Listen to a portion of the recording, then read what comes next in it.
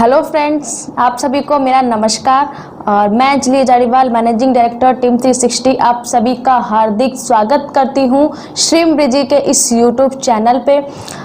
Friends, आज का हमारा जो टॉपिक है, आज जिस सब्जेक्ट पे हम बात करने वाले हैं उसका नाम है मिड ब्रेन एक्टिवेशन और श्रीम ब्रिजी।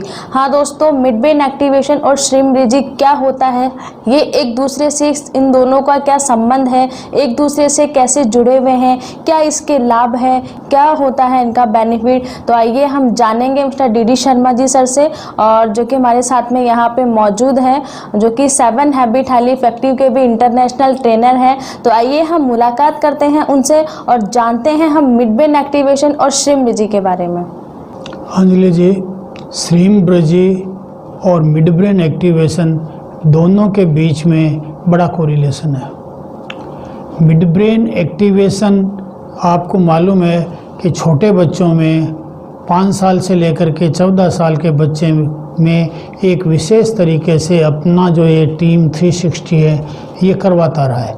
लेकिन बड़े बच्चों में, बड़े लोगों में इसका कैसे हो, ये भी शोध किया गया और अनुसंधान के बतौर ये निकला कि अगर श्रीम ब्रिजी का उच्चारण किया जाए तो धीरे धीरे मिड ब्रेन एक्टिवेशन में हरकत होने लगती है।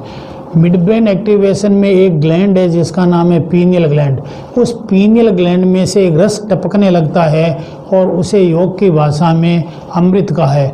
उस अमृत के कारण से आदमी प्रफुल्लित हो जाता है और उसमें कई तरह की प्रतिभाएं और इंट्यूशन की कैपेबिलिटीज आ जाती है। तो इन दोनों में बड़ा संबंध है। लेकिन जो हमारा कॉर्टेक्स ब्रेन है, फ्रंटल प्रीफ्रंटल ब्रेन है, उनके जो लोब हैं, टेम्पोरल लोब हैं, ओसिपिटल लोब हैं, वो सारे अलग हैं, वो सारे लॉजिकल ब्रेन का पार्ट हैं। और मिड ब्रेन जो है ये राइट ब्रेन की एक्टिविटी है और ये मिरेकुलस ब्रेन है, मिरेकल्स ब्रेन है।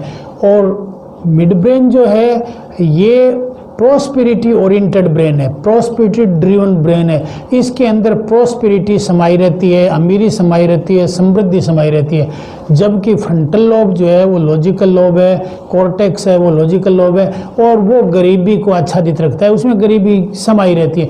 उसमें आदमी अपने आप को लिमिटेड मानता है, मेरी तो सीमाएँ इतनी हैं, मैं क्या कर सकता हूँ, मैं तो बहुत छोटा आदमी हूँ, बहुत बौना आदमी हूँ, दूसरे लोग मुझे काम नहीं करने देते, मेरी पढ़ाई ठीक से नहीं हुई। और ये सारी बातें लॉजिक में रहती है, कॉर्टेक्स में रहती है, फ्रंटल प्रीफ्रंटल लोब्स में रहती है। ये जो ओसिपिटल लोब्स है वो भी कहता है साहब मुझे पूरा दिखाई नहीं देता, मैं कैसे करूं। टेम्पोरल लोब कहता है मुझे पूरा सुनाई ही नहीं देता। तो ये सब इन लोब्स की अपनी सीमाओं को बताते हैं। जबकि मिड ब्रेन अनंत की बात करता है, अनंत पोटेंशियल है, अनंत संभावनाएं हैं। तो मिड ब्रेन एक्टिवेशन होने से आदमी में अनंत शक्तियां विकसित हो जाती है। और श्रीम ब्रिजी इसका एक उपाय है जिससे कि इसको एक्टिवेट किया जा सकता है। और श्रीम ब्रिजी को जब अपन श्रीयंत्र के सामने उच्चारण करते हैं तो श्रीयंत्र भी ऊर्जावान हो जाता है।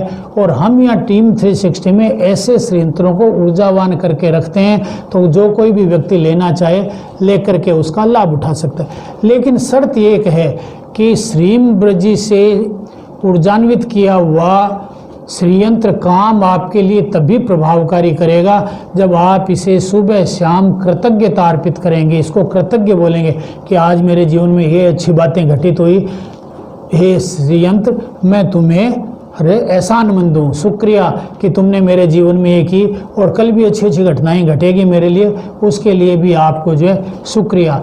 ये बात श्रीम ब्रिजी मंत्र उच्चारण करो, उसी तरह से दोनों वक्त ये धन्यवाद की बात जो है, कृतज्ञता की बात, एहसानमंद की बात, शुक्रिया कहना जरूरी है।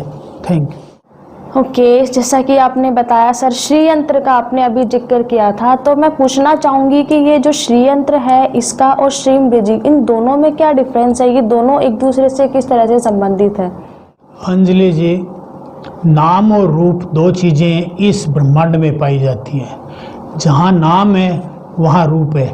अगर मैंने कहा कि राम, इसका मतलब कोई न कोई राम नाम का व्यक्ति भी है जिसके बारे में मैं जिक्र कर रहा हूँ। तो जब अपन कहते हैं कि श्रीम ब्रिजी, तो ये नाम है, तो इसका कोई न कोई स्वरूप भी है, तो श्रीयंत्र इसका स्वरूप है। तो श्रीयंत्र के अंदर श्रीम ब्रिजी बसता है। तो दोनों में बिल्कुल कोरिलेशन है, दोनों एक दूसरे के अंदर समाये हुए हैं, होलोग्राफिक इनकी संरचना है, एक दूसरे में समाये हुए हैं। जिस तरह से कहते हैं कि बूंद में समुद्र समाया हुआ है, समुद्र में बूंद समाई हुई है, समुद्र हजारों करोड़ों बूंदों का मिलकर ही समुद्र बनता है और हर समुद्र में बूंदें ही होती है, बूंदों के अलावा कुछ नहीं है। उसी तरह से श्रीयंत्र के अंदर जो है वो श्रीमब्रजी है और श्रीमब्रजी ही श्रीयंत्र में रहती है। इसके अलावा श्रीयंत्र में उसमें श्रीयंत्र श्री यानी लक्ष्मी का स्वरूप है, समृद्धि का स्वरूप है। और इस लॉकडाउन की अवधि में भी लोगों के पास में श्रीयंत्र और श्रीमब्रजी के कारण से इतना पैसा आ रहा है कि उनका काम चल रहा है। ये मैं सुन करके मुझे अचंभा होता है कि लोग इस पीरियड में भी इस श्रीयंत्र के सहयोग से अपना काम चला पा रहे हैं। बहुत बहुत धन्यवाद सर आपका, जो आपने हमें श्रीयंत्र, मिड ब्रेन एक्टिवेशन, श्री विद्या, श्रीयंत्र के बारे में काफ़ी सारी चीज़ें एक्सप्लेन की। और जो है जितने भी लोग इस वीडियो को देख रहे हैं सभी लोगों से मैं गुजारिश करना चाहूँगी, वीडियो को लाइक कीजिएगा, शेयर कीजिएगा। अगर इस वीडियो से रिलेटेड कोई भी प्रश्न आपके मन में है तो आप हमें कमेंट बॉक्स में कमेंट कर सकते हैं। और साथ ही में ज़्यादा देर मत कीजिएगा, इस चीज़ का आप भी लाभ उठाइएगा। ये जो श्रीयंत्र के बारे में आपसे चर्चा की जा रही है ये आप हमारे जयपुर ऑफिस से प्राप्त कर सकते हैं। नीचे डिस्क्रिप्शन में आपको बैंक डिटेल दिया गया है, वहां जाकर आप अपना अमाउंट डिपॉजिट कर सकते हैं। अमाउंट डिपॉजिट होने के बाद आपका जो ये श्रीयंत्र है आपके एड्रेस पे आपको कुरियर करवा दिया जाएगा। उसके बाद आप जो है इस चीज़ का लाभ उठा सकते हैं।